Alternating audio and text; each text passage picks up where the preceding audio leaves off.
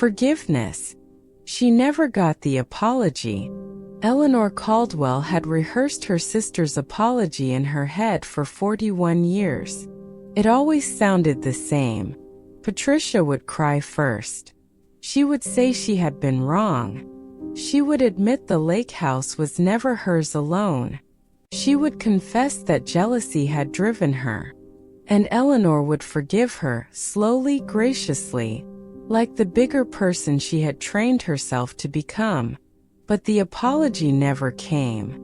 Instead, at 72 years old, Eleanor received a voicemail from a hospital she had never visited before. "Mrs. Caldwell, your sister listed you as next of kin." Next of kin. After 4 decades of silence. After missed weddings.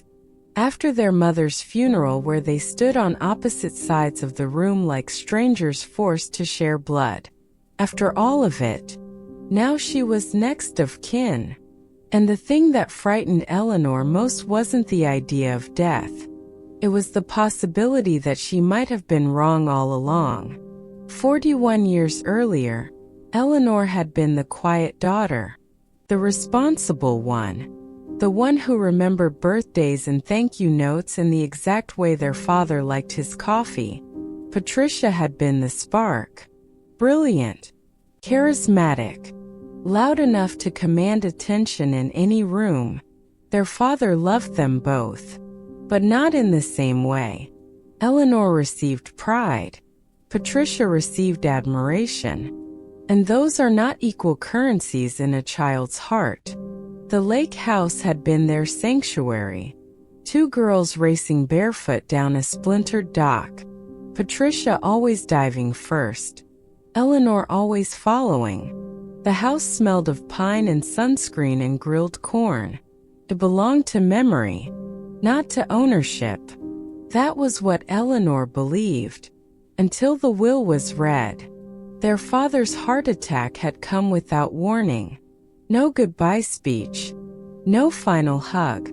Just a phone call in the early morning dark. Eleanor was 8 months pregnant at the time. She remembered gripping the kitchen counter as the news sank in. She remembered Patricia arriving before she did. Already composed. Already steady. Already strong. And Eleanor had envied that strength. The will reading was brief. And then it wasn't. "There is an amendment," the lawyer had said. Patricia didn't react. Eleanor did. The lake house solely Patricia's. The explanation. The signature recent. Eleanor had felt something tear inside her. Not because of money. Not because of property. But because it meant something. It meant she had not been enough. That night she found the letter in the cookbook. Her father's handwriting unmistakable. "The house belongs to both of you." She read it 3 times. The paper trembled in her hands. When she confronted Patricia, she expected denial. She expected anger. She expected guilt. Instead, Patricia had simply said, "You were always his favorite. I just evened things out." That sentence became the axis around which Eleanor's resentment rotated for 4 decades. She did not fight legally, not because she couldn't, but because she didn't want to expose the letter. She didn't want to fracture what little remained of family. She believed walking away was dignity, but sometimes walking away is simply avoidance disguised as grace. The years passed. Eleanor's marriage was steady but not passionate. Her husband, Thomas, was a practical man. He believed in balance sheets and clear answers. When she told him about the will, he asked only one question. "Do you want to fight it?" She had shaken her head. No. He had accepted that. He always did. Thomas was not a man who pursued emotional mysteries. And Eleanor, quietly, became less and less a woman who revealed them. Patricia married twice. Divorced twice. moved states, started a small design firm that struggled but survived.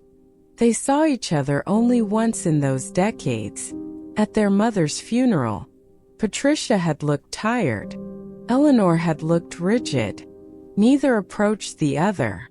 Grief did not dissolve pride. It hardened it. And now, decades later, Patricia lay in a hospital bed, waiting. When Eleanor walked into the hospital room, she did not see the sister who stole the house. She saw an old woman, smaller than memory. Time had removed Patricia's sharpness, but not her awareness. "You came," Patricia said softly. Eleanor stayed near the door. "I don't know why." "Because we don't have time left," Patricia replied. And for the first time, Eleanor felt the weight of the years not as anger, but as loss. Eleanor did not sit immediately. She stood at the edge of the hospital bed, studying her sister's face as if searching for evidence of guilt, of triumph, of regret. But Patricia's expression held none of those things. It held fatigue, and something else Eleanor had not expected: fear. "You look like you're about to interrogate me," Patricia said faintly. "I might," Eleanor replied. Patricia gave a thin smile. "You always were better with questions than I was," Eleanor almost said, "and you were better with answers that sounded confident." But she didn't. "Not yet. I didn't know about the letter," Patricia said suddenly. The words came without prompting, without accusation, as if she had been rehearsing them for years. Eleanor's chest tightened. "You didn't know he wrote to me?" she asked. Patricia shook her head weakly. "I knew he changed the will. I didn't know he wrote anything else." Eleanor stared at her. "You expect me to believe you just accepted the house without asking why?" Patricia's eyes flickered. "I asked. And he said I needed something that was mine." That answer unsettled Eleanor more than anger would have. Needed something that was mine. As if Eleanor had already had enough. As if her pregnancy, her stable marriage, her quiet predictability were compensation for something Patricia had lacked. "What did you need?" Eleanor asked, her voice low. Patricia's throat moved as she swallowed. "To not feel invisible." The words hit deeper than Eleanor expected. Their childhood rearranged itself in Eleanor's mind. She remembered awards she had won in school, scholarships, their father beaming quietly beside her. She remembered Patricia's dramatic performances, her risk-taking, her wild ideas that their father both admired and gently corrected. Patricia had always demanded attention. Eleanor had earned it, and perhaps that difference had carved deeper than either realized. "You were never invisible," Eleanor said reflexively. Patricia almost laughed. "That's easy for you to say." Eleanor felt irritation rise. "So the solution was to take something from me?" "No," Patricia said softly. "The solution was for him to give me something." That distinction lingered. Take, give. The verbs mattered. Eleanor sat down finally, closer this time. "Why didn't you tell me?" she asked. Patricia looked at her with tired honesty. "Because if I admitted I knew about the amendment, you would have thought I asked for it."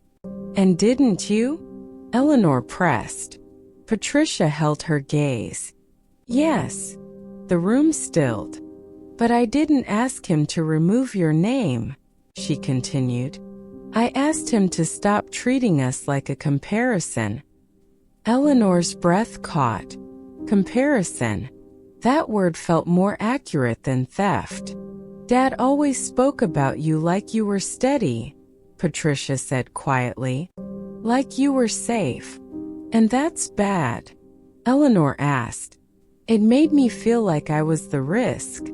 Silence settled again. Not hostile. Reflective. Eleanor had never considered that her own stability might have felt like competition. She had envied Patricia's boldness. Patricia had envied her reliability. And their father, without intending harm, had measured them against each other. Perhaps the will was not a betrayal. Perhaps it was a misguided attempt at balance. But the letter, Eleanor whispered. Patricia frowned faintly. Tell me what it said. Eleanor recited it from memory. The house belongs to both of you. Don't let anyone convince you otherwise. Patricia closed her eyes. He wrote that. Yes. When? 2 months before he died. Patricia inhaled slowly.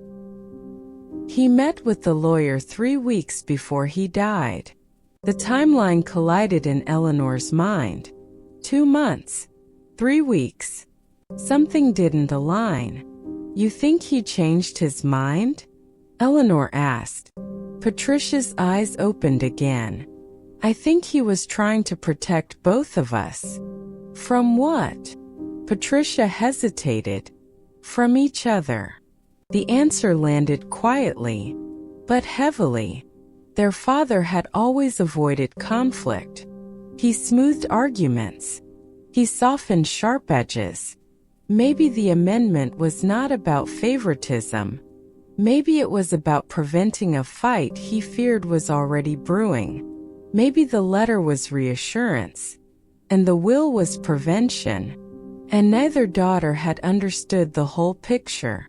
I waited 40 years for you to apologize, Eleanor said. Patricia's gaze softened. I waited 40 years for you to ask. That sentence broke something open. Not dramatically, not explosively, but in the way ice cracks under slow pressure. You never called, Eleanor said.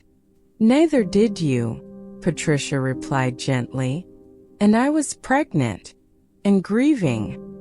And I was grieving too, Patricia said. The symmetry hurt. Because it was true. Eleanor leaned back in the chair. All these years she had built a clean narrative. Patricia jealous. Eleanor wronged. But real life rarely honors clean narratives. It prefers blurred lines. And pride. So much pride. I resented you, Eleanor admitted. I know, Patricia said. I resented you more than the house. Patricia nodded faintly. I know that too. And I told myself I was stronger for walking away. Patricia's voice barely carried. You weren't stronger. You were wounded. The honesty was not cruel. It was accurate. And Eleanor felt tears threaten for the first time. Are you sorry? Eleanor asked again.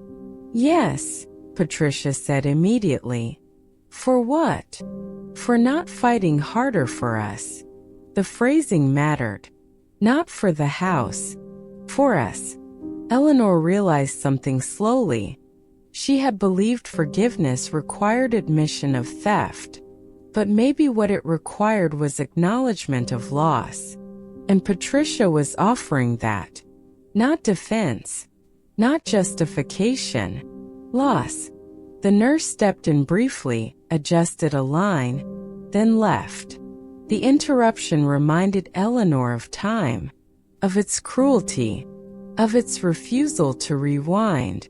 You don't have long, Eleanor said quietly.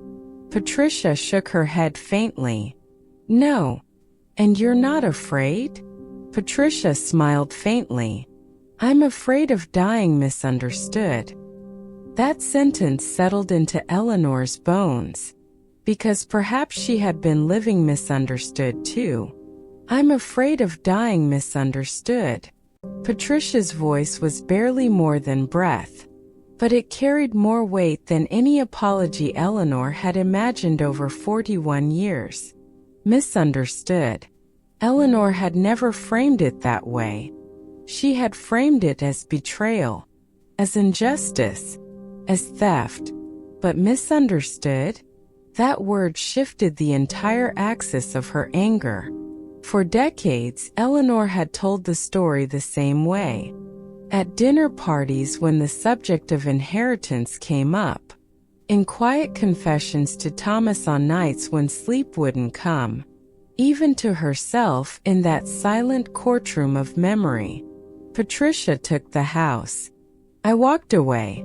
I chose dignity. But what if she had chosen distance instead?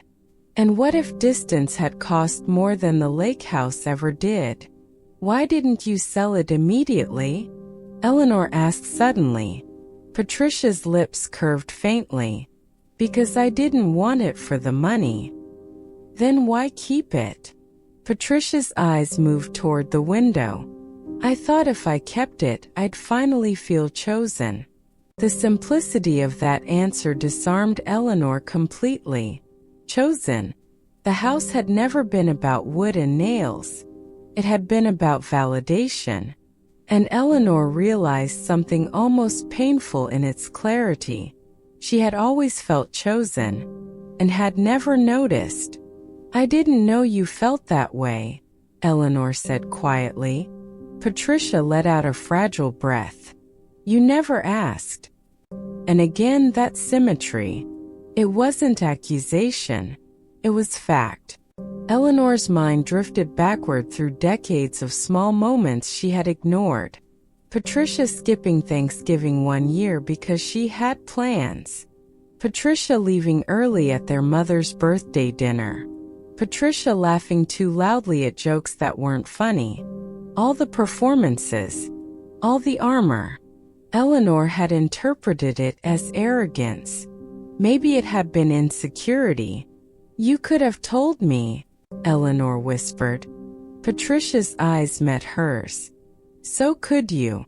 The words were almost identical to the ones spoken earlier. But now they carried less edge. And more truth. Time was not generous in hospital rooms. Machines measured it. Nurses tracked it. Bodies betrayed it. And Eleanor suddenly understood something she had not allowed herself to feel before. She was not just grieving a sister she had already lost. She was grieving the 41 years they had forfeited. Birthdays missed. Phone calls not made. Arguments never clarified. Grandchildren who barely knew each other. All because two proud women refused to risk vulnerability. Do you regret it? Eleanor asked. Patricia nodded weakly. Every summer. Eleanor swallowed. Why summer? Because that's when I remember the dock, Patricia said softly. You always followed me into the water. The image struck Eleanor's chest like a wave. Two girls. One always first. One always steady. Neither aware that adulthood would turn those traits into competition. I thought you stopped loving me, Patricia whispered. Eleanor's heart clenched. I never stopped loving you. Then why did you stop calling? Eleanor had no dramatic answer. No clever explanation. Because it hurt, she said simply. Patricia's eyes filled. It hurt me too. And suddenly the conflict shrank. Not erased, but reduced to something almost painfully human. Two people wounded. Neither knowing how to step forward without losing pride. Eleanor reached out. Not dramatically. Not in some cinematic rush. She placed her hand gently over Patricia's. It felt fragile. Paper-thin skin over a lifetime of shared history. I can't get the years back, Eleanor said quietly. I know. I can't promise I'll never feel angry again. Patricia gave the faintest smile. I wouldn't believe you if you did. That small shared humor. unexpected, soft, felt more healing than any grand speech. "I forgive you," Eleanor said finally. Patricia's eyes closed. Relief passed over her face like a shadow lifting. But Eleanor continued, "And I forgive myself." Patricia opened her eyes again. "For what?" she asked. "For waiting so long." The admission cracked something open inside Eleanor. Because forgiveness is rarely one-directional. It untangles both ends of the rope. Patricia passed away 2 days later. Eleanor was there. Not because she had to be, but because she chose to be. The moment was quiet, unremarkable to anyone outside the room. But to Eleanor, it marked the closing of a chapter she had carried too long. The funeral was small. There was no lake house anymore. It had been sold years earlier to cover medical debts. The irony wasn't cruel. It was almost poetic. The object that had fractured them had not even survived. But the resentment had. Until now. Weeks later, Eleanor drove to the lake alone. The dock had been replaced. The house repainted. Strangers lived where memory once did. She stood at the edge of the water and watched the light move across the surface. For a moment, she imagined Patricia diving first, calling back to her, laughing, waiting. Eleanor stepped closer to the edge, not to jump, but to remember. Forgiveness did not rewrite history. It did not restore lost summers. It did not erase jealousy or pride or the small cruelties of misunderstanding. But it did something quieter.